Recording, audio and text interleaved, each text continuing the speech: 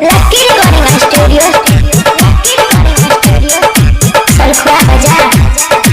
अच्छा सुनो, सब्सक्राइब करने के बाद ना घंटी बजा देना।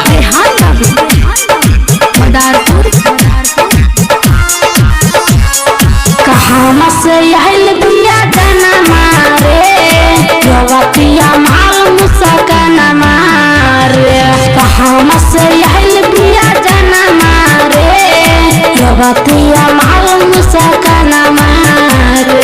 दिला वाला गोलिया है दिला तक गेला हमारा कवा छोरिया रे।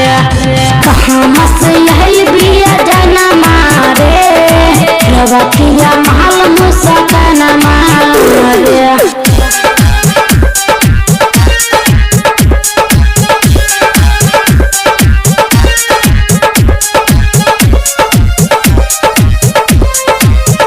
अच्छा सुनो, सब्सक्राइब करने के बाद ना घंटी बजा देना।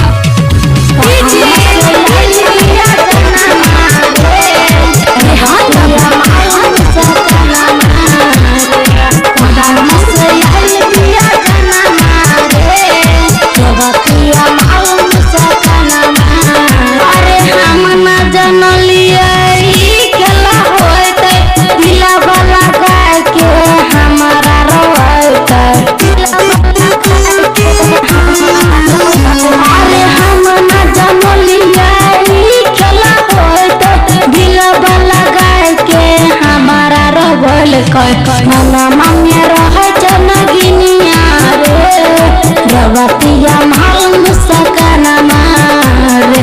कहाँ से यही बिया जाना मारे रवतिया माल मुसकना मारे।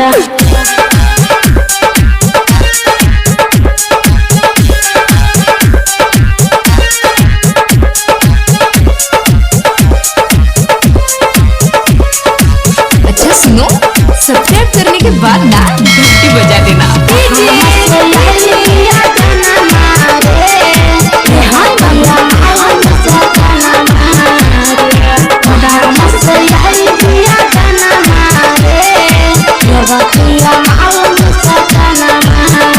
अरे दिला वाला गाय के दिला तोरा चल कर ललित प्रेम के खूब साथल कर।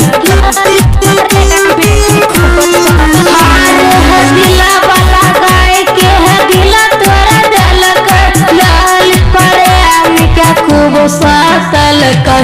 सूरज में क्या रहे जन्म रे रवतिया माल मुसकना मारे। कहाँ से यही बिया जाना मारे रवतिया माल मुसकना मारे। लकी रिकॉर्डिंग स्टूडियो सलखुआ बाजार।